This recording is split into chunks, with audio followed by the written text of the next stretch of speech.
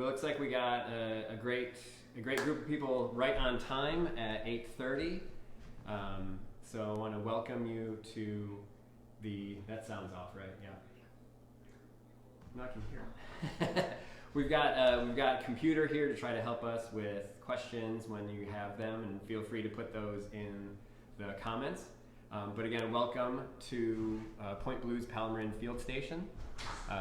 We're here on a nice foggy April morning, and my name is Mark Detling, and I'll be kind of hosting you today with the bird banding demonstration along with our two spring-summer banding interns, and we'll go through those full introductions in a moment.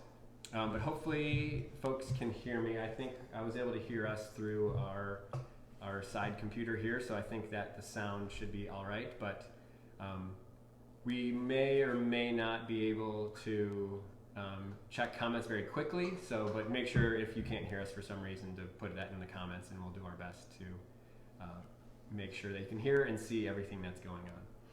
I guess my head is a little bit cut off. How about we do that? Okay.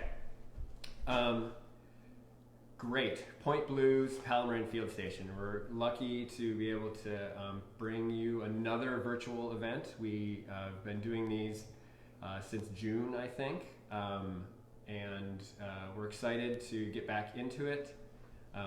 Today, we've got the nets open. We've had a few birds already. The most recent net check, Joelle came back and did not have any birds. But we'll be checking the nets in maybe like 10 minutes or so, and so we should have a chance to see some live birds. So, let's see, a few of the things is you'll notice that so me and the interns we're not wearing masks, and Point Blue is following all of our kind of agency as well as our own internal policies for safety, and the Palo group here has become a pod. We've been a pod for the entire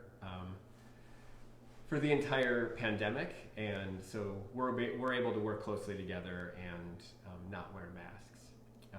And actually, Joelle and Amaya, when they came in here, we had them quarantined here at Palo for 2 weeks. So we were pretty strict about making sure that everyone is safe here at the field station.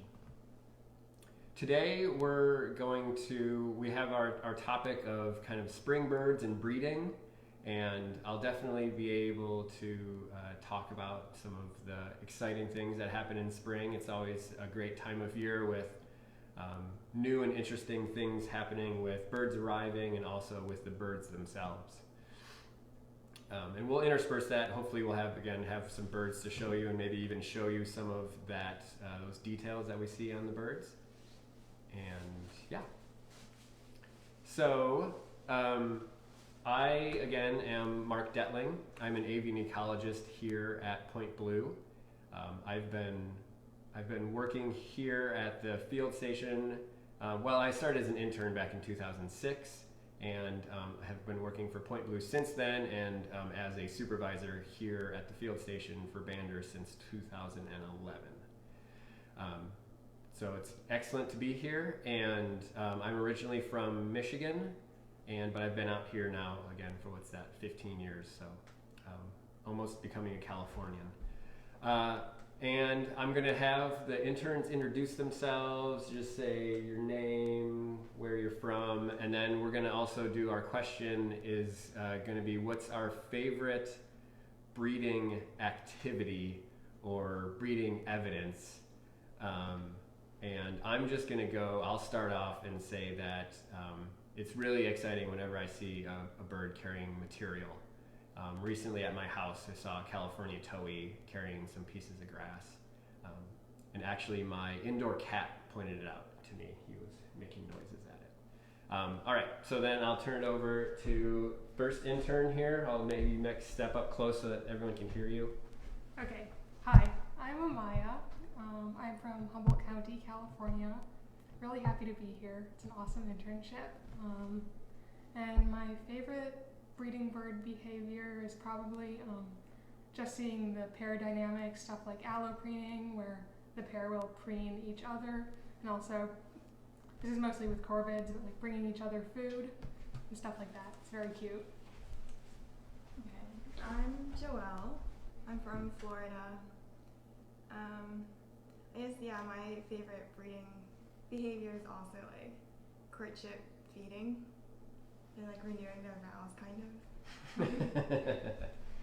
Yeah. So yeah, with these birds, often there are some really interesting and unique behaviors that you see, and certain species, the males and females, really do form these really cute and intense pairs. A lot of the songbirds, the ones that we are studying, they're not ones that form lifelong pairs like people might have seen with some of the larger birds, some like hawks and swans and things like that. There is one exception with one of our favorite birds here at Palomarin. I'm sure everyone who's watched any of these videos knows that we love wren tits. And wren tits do form lifelong pairs, and that life might just be, you know, the life of one of those birds. If one of those birds dies, then they will find another mate. But wren tits also are very cute in that they both incubate the eggs, and so the males and females, they take turns sitting on the eggs throughout the day. So very, very cute and very exciting. So let's keep an eye on that. Is there any comments popped up yet? Where is Point Blue? Where is Point Blue? Okay, I can give more of a detailed information about it. So Point Blue Conservation Science is the organization, and Palomarin Field Station is one part of the larger organization. Point Blue has its headquarters in Petaluma, California, and Palomarin is located just outside Bolinas, California on the coast, and that's in the southern end of the Point Reyes National Seashore. So one of our longest, or probably the organization's longest term partner has been the Point Reyes National Seashore, and we've been studying and working in the seashore since the beginning of the organization in 1965. And for those of you that might not be familiar with Point Blue, our mission is to conserve birds, other wildlife, and ecosystems through science, partnerships, and outreach. So we're kind of a mix of that all right now, is that we're conducting the science that we've conducted here for over 50 years. We're doing outreach with these events, and we're doing it within the confines of the National Seashore, which is one of our main partners. So really cool to see how all of those things, how all of Point Blue's parts of its mission are encompassed here at the field station. Love wren tits? Yes, everyone does love wren tits. Nest building? Yes, Brandon, we love some nest building too. I always have wanted to,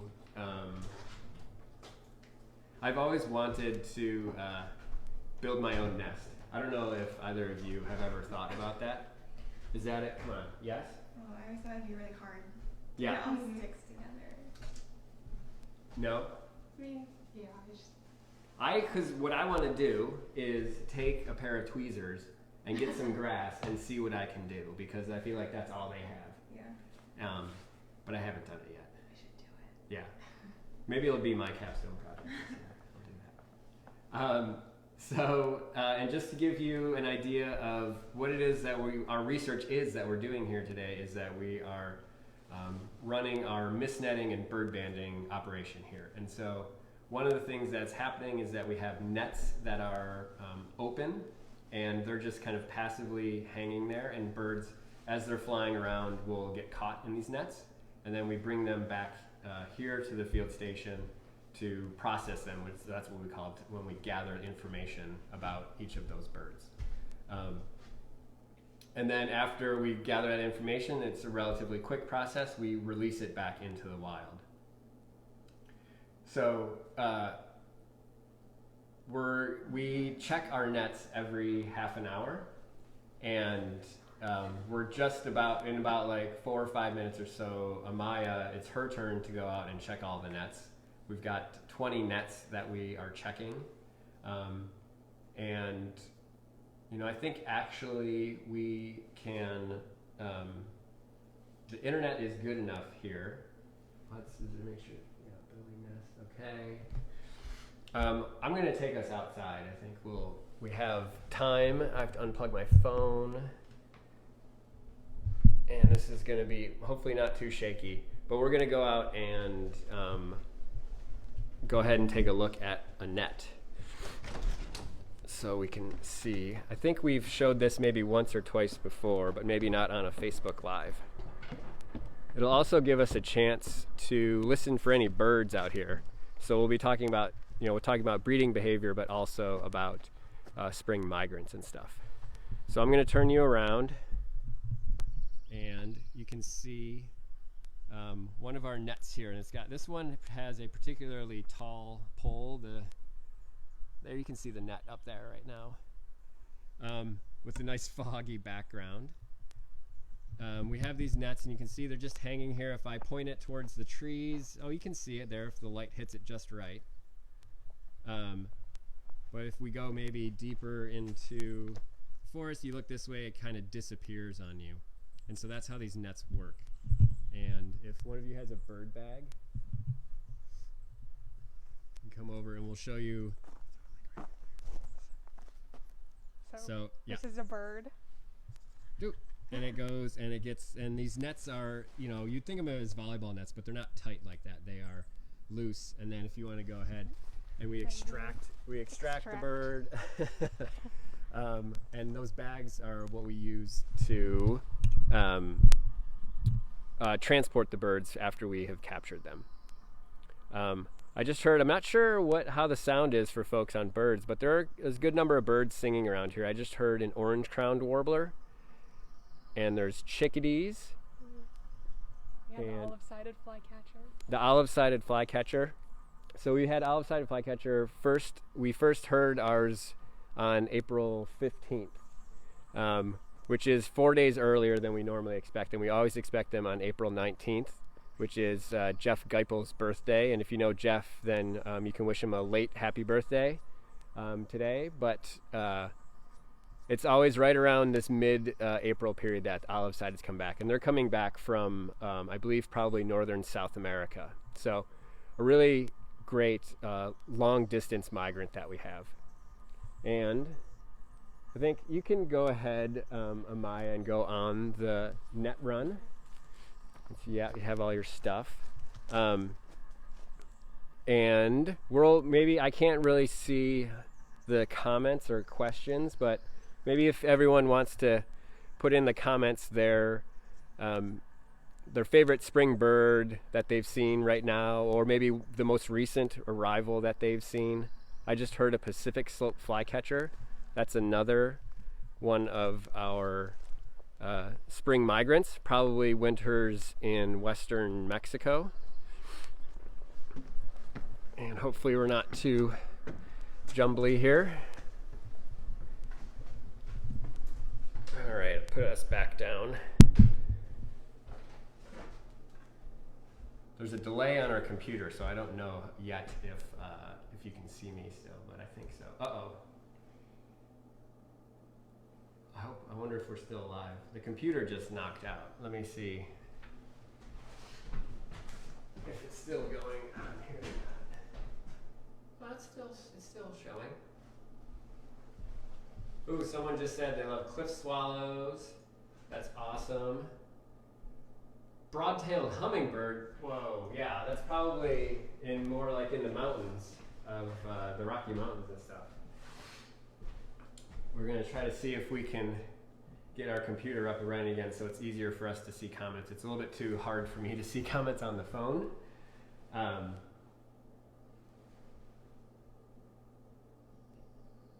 Oh, we are still here. Yeah, great. Oh, what was that? Golden-cheeked warbler. Nice, Brandon. That was a very special bird in Texas. It only breeds in the hill country of Texas. It's an amazing bird. Very similar to our wintering bird here, the Townsend's warbler, which we still have maybe a couple around, but they are starting to leave. So that's another part of kind of spring in the breeding season is that there's still wintering birds that are here that are going to be moving on to their breeding grounds, which are just a little bit further north. So it's a really time of transition, and it's a really cool mix of birds for us to see. I have my head cut off. I think that's what's going on. Oh no, okay, we're good. Sorry, we sometimes have an extra camera person, but today it's just the three of us, and it can be hard to do all this. We're still learning, even though we've been doing this for 6 months. It's still a learning process for us. So yeah, I think let's get back to what's been going on here with our migrant birds. We talked about the olive-sided flycatcher showing up just the other day. The orange-crowned those are also migrants, or most of them are at least, and we started seeing those like over a month ago. They're kind of a very early one. Our first migrants that we see actually are Allen's hummingbirds, and those show up in late January, early February. So that's a really cool bird, is that we get them super early and makes us feel like spring is right around the corner, even though it's February. We've got those Pacific Slope flycatchers. They have been around for 3 weeks or so. The Wilson's warblers, that's another really exciting one around here. It's just a bright splash of color with a black cap. They're yellow. We've been seeing those about the similar amount, like 3 weeks or so, as the Pacific Slopes, and we didn't see any, and then within a week they were like all over the area surrounding the field station, singing up a storm. The most recent one is yesterday. I heard right just near the field station, I heard my first Swainson's thrush, and that's another migrant from western Mexico. Another species that we study pretty closely. We've also put tags on them, special, we call geolocator tags, so little electronic tags to track their migrations, and so we've seen exactly where they go to these mountainous areas of western Mexico. We're still, let's see, who are we waiting for? There's some birds in Marin that we haven't quite seen here at the field station, but we usually get every once in a while, the like black-headed grosbeaks, western tanagers, western wood peewees. We will expect a few other migrants to pass through, maybe yellow warbler, maybe even one of the kind of more unusual or rare eastern warblers. We usually have 1 or 2 of those pop up around here.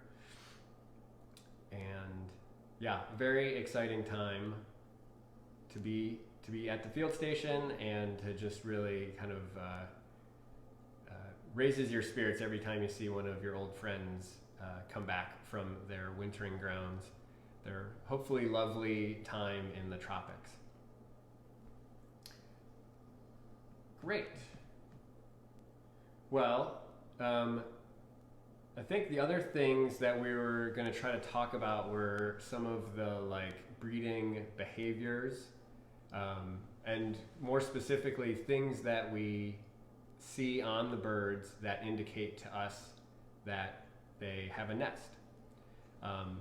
So there's a lot of bird species that just looking at them through binoculars, you're not going to be able to tell if it's a male or a female, and so you might not be able to tell exactly what's going on. And with banding, we have this opportunity to really examine birds up very close. And there's a couple conditions that we look for this time of year to tell us if that bird is in, we say, breeding condition. Basically, if there are some physiological changes that happen to the birds to help prepare them for breeding. One of them, the first one we can talk about, is on male birds. I would say this is pretty much exclusively only on male birds. They have what we call a cloacal protuberance. So the cloaca on a bird is the kind of all-purpose exit of the bird. And on males, the testes are located right near the cloaca, and they get enlarged. And so the cloaca, which is usually just a little kind of circular little spot on the bird, becomes enlarged, and it becomes very obvious that there is a cloaca there. And so we can tell that that bird then is a male. And that'll happen, can happen pretty early on in the breeding season, because their hormones are really ramping up, and they are singing, defending territories, trying to find a mate. And then when they do find a female, they will attempt to mate with that female or copulate. So that's one thing we look for. And then the other thing, which is maybe a little bit more familiar to people, is the brood patch. And this happens mostly on female birds, but there are some males that also develop brood patches. And those are like wren tits, which we talked about earlier. Vireos do. Woodpeckers as well, the males will develop a brood patch. So it's any birds where the males share in some of the incubating tasks. Incubating being sitting on the eggs and keeping them warm. So the brood patch, just, a bird just sitting on the eggs, if it was sitting on the eggs normally, then there would just be feathers in between the bird's body and the eggs. But to make the heat transfer more efficient, the bird loses feathers on its belly so that there's just bare skin that comes in direct contact with the eggs. And also what happens is an increase in vascularization. Basically, there's an increase in fluid flow by the bird's belly, and that helps in getting extra heat to that belly. And what it looks like when it has this extra vascularization is... We just got the call that Amaya checked the nets and there were 0 birds. So unfortunately, we might not get to show you a live bird today, but hopefully we'll still get to answer some of your great questions. To finish up with the brood patch is, so it'll look, when it has this increased vascularization, it'll look like your wrinkled finger after you've been in the pool too long. So it's just that kind of skin that gets loose and a little bit wrinkly with fluid beneath it. And that you'll only see when a bird is sitting on eggs.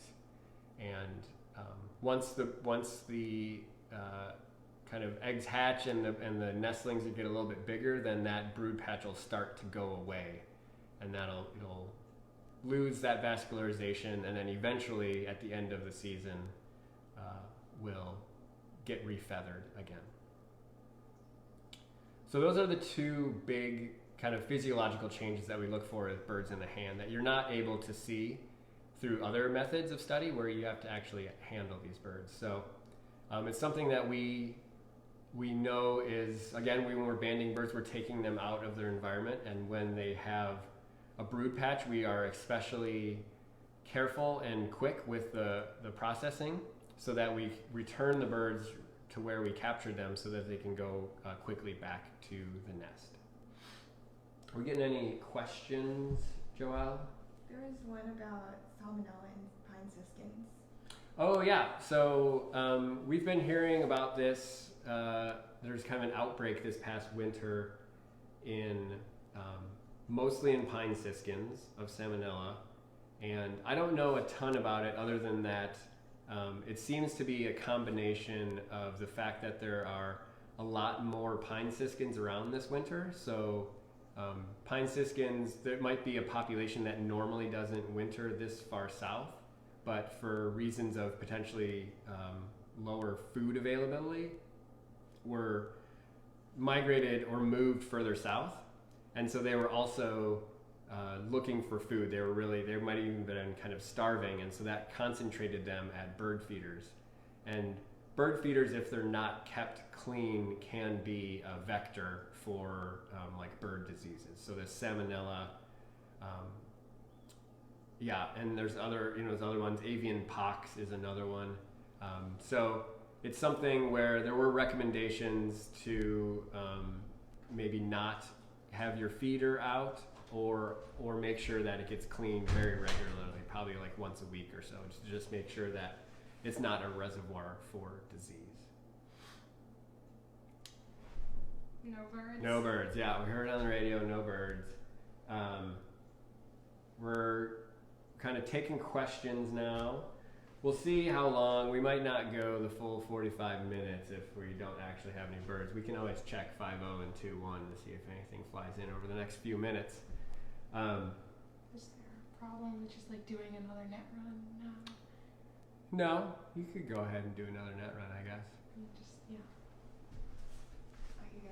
Okay, you wanna go? All right, we're gonna go. We're just gonna check the nets again and just hope that maybe a bird flew in during the time that we were waiting here. Amaya, if you want to take over looking at the computer and see what else is going on there. We can, I definitely, we had our topic of talking about breeding birds and breeding biology, but also very happy to answer any kind of questions you have about the field station, about Point Blue, about what I had for breakfast today. Okay, we have one. I've seen shorebirds and gulls with multiple bands. If you capture a banded, hold up, never mind. Capture a banded songbird, do you add a band or just record data on the existing band? Aha, good question. So if we capture a bird that already has a band or multiple bands on it, we do not put another band on it. So all of the birds that would be banded would have a band with a number on it at least. Almost all of them will have a metal band of some sort on their leg, especially so all of the songbirds that we deal with here. And that all the bands with the numbers on them, which I'll see, I'm not sure how well this will focus if I'm not there, but the bands have a 9-digit number printed on them. And everyone who bands birds in North America gets their bands from the same place. And so there aren't any numbers that are repeated. So even if it's a band that we didn't put on the bird, we're able to look that up for, later on in the kind of master database. And so we'll record the band number and the information, and then we'll compare it to either our database or the master database. And so we'll have that information on these, what we call recaptures. And they're a really important part of these banding studies, is that helps us get information on movements of birds, but also longevity and survivorship. So like how long they're living, are they surviving from year to year? There are some birds, you might see out like some ducks and things that might have colored bands of some sort, and that can also be helpful in identifying individuals if they have a unique combination of colors, which Amaya was getting out for us. We have a series of, let's see, I don't know how this will work. I'm going to do this. We have a series of color bands. And these ones are really small ones that'll go on the bird's legs of birds like a song sparrow or a white-crowned sparrow. And we'll put a unique combination of colors on there, and those so that we can identify an individual just by recording that combination of colors. So it's a really cool way to then identify individuals without having to capture them. Hopefully that answered your question. And Amaya is scrolling by and seeing if there's any other questions or comments maybe that we're gonna try to address. Or the interns doing projects, if so, I'd like to hear about them. All right. So Amaya here, we'll let you answer that question. Oh darn. Okay. Yes, so just yesterday we were talking about the projects the interns do, capstone projects, and so we're still very much in the brainstorming phase, and I have a number of different ideas, but right now I'm thinking about doing something about a field technique that would help us age birds. And so basically when a bird's in the nest, it wants to grow feathers as fast as possible to get out of the nest. So those feathers that first come in when the bird's fledging are really low quality feathers. but as soon as the bird's out of the nest, it replaces most, but not all of those feathers with better quality feathers. And so to age a bird, we'll often look at differences between those new, better quality feathers and the sort of trashy juvenile feathers. And so for my capstone project, something I'm interested in is looking at the difference in barb density between those juvenile feathers and the formative feathers. So basically, the juvenile feathers, they grow in so fast that those little tiny barbs on the feathers are spaced apart a bit more than the better quality feathers that come in later. So right now I've just been documenting that, and hopefully I can turn that into a good project. So, yeah, that's what I've been thinking about. Right, awesome. Thank you, Amaya. And yeah, Joelle, again, Joelle's on the net run right now trying to see if she can scrounge a bird up for us. And yeah, like Amaya was saying, we're just in the beginnings of those projects. And this is something that we've been doing with interns more formally since, I was just looking, 2014. But even interns previous to that, there were often some motivations to try to do something a little bit more self-motivated and something that they're particularly interested in. Might be something data related, it might be something outreach related or training technique. And so it's really kind of a great way to explore some of the resources we have here at the field station, whether it be the data or the ability to interact with the public on these kinds of research topics, which is really fun. Okay, we have one that's, what is the weight of the band compared to the weight of the bird? The weight of the band compared to the weight of the bird. So these bands here, we have a scale that is sensitive down to the 1/10 of a gram, and I will check one. I'm almost positive they don't even register on the scale. Oh no, 0.1 here. I'll show everyone. It's just so you know that I'm not making it up. So this band, which is a size 1B, it fits on birds the size of most sparrows. It weighs 0.1 grams, and most of the sparrows that we're catching are probably between, I'd say 20 and 35 grams. So it's, let's see, that's below 1%. That's something like 0.5% or less of the bird's weight. So it's very light. It's you know, can you kind of think about it as like wearing a bracelet around, and that you probably notice that it's there, but it's not so heavy that it's going to impede their just normal daily activities. Okay. When do you use color bands versus metal? Good question. Color bands versus metal bands. So all of the birds that we capture will receive that metal band, because again, that has that number on it, so that we can, when we recapture that bird, we can identify it as an individual. For the color banded species, we have just a handful of species that we study much more intensively through our nest searching program.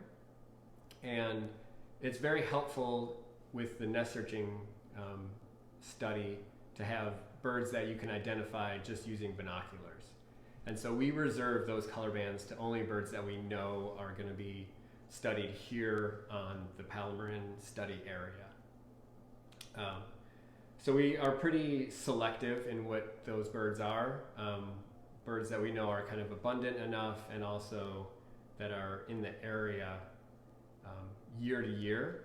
They come back, or they live here year round, to use those color bands on. And so for right now, those species are song sparrow, wren tit, white-crowned sparrow, California scrub jay, and spotted towhee, and then Wilson's warblers as well. So all species that we try to follow pretty intensively during the breeding season to look for nests and follow the fate of each of those nests. Yeah, a very important part of. Well, we have radios that help keep us in contact, and Joelle just did let us know that our attempted net run here had 0 birds. So unfortunately, we're not going to be able to show you a live bird. You'll just have to be content with listening to me today, hopefully, and Amaya and Joelle. Yeah, but I guess I'll just go briefly back to the nesting and following nests, looking at the success rate. So that's a really important part when you're thinking about the population changes of a bird species, is knowing how successful birds are in raising their young. We can do that directly with nest searching, where we see, we actually find the nest and we see how many eggs are in there, and then we see how many of those eggs hatch, and then of those nestlings, how many of them fledge. So we have a very direct measure of an individual bird and how successful its nest was. But through banding, we can also get that information, because we will be catching lots of birds that are hatched this year, what we call hatchier birds. And so we can look at the numbers of hatchier birds that we're catching and compare that across, all 50 years, 30 years of our data. And we can look for patterns there and see if we have any changes in populations that might be driven by that, what we call productivity. It's kind of, scientifically thinking about it, but how many, it's basically kind of like the birth rate if you're thinking about like a human census. It's just, the input, how many new birds are being produced each year. And then banding can also help us with the death rate, or what we call survivorship. So birds surviving from year to year. But again, during the breeding season, we're really focused on those newly hatched birds and newly fledged birds. And yeah, we have, actually, I forgot to mention, one of our exciting captures this past month has been our first 2 hatchier birds. So our first 2 birds that were hatched in 2021. The first one was an Anna's hummingbird, and the second one was an Allen's hummingbird. So those birds start nesting, the Anna's in January and the Allen's in February. So really exciting to already have our first young birds of the year. Any other big questions? We're getting to a point where I might start thinking about ending the live session. Again, it's always the luck of the draw about catching birds. Where are you going? The weather? Oh, wait for it. Okay. We'll just finish here. So, I'm sure once we stop the live event, we'll turn around and there'll be a bird in the net. But Lishka and I, Lishka, are one of our communications staff, we're going to talk. We haven't yet decided on the next few dates for our next Facebook Lives, but if you go to the Point Blue webpage, the events section, you'll see once we figure out those dates, Lishka will get that stuff posted. And also you can check out all the other events that we have happening on Point Blue. With the pandemic, we've been putting a lot of this stuff online, and you can watch previous Palo lives as well as live from our lab in Petaluma. Those are the interns working on diet studies of seabirds. We also have a few of the science stories up already. And these, the first 3 have been focused on some aspect of the Palomarin data set. So those are really cool. A chance to get to talk to not only the staff that work here right now, but also previous staff as well as previous collaborators on different aspects of all of the great work that has been going on here. Point Blue is also, it's a nonprofit organization that is heavily supported by donations, and so if you'd like to contribute to Point Blue, and you can just go to pointblue.org/donate, and become part of the organization and really help us move forward with all of the really great research that we're hoping to continue to do to conserve birds. I think we'll have everyone, Amaya and Joelle come in again, at least so we can see you on camera and we can wave goodbye. I don't know, you gotta like squeeze in here, right? Like, yay. So thanks everyone. And I now have to run around and turn it off. See, look, that was perfect.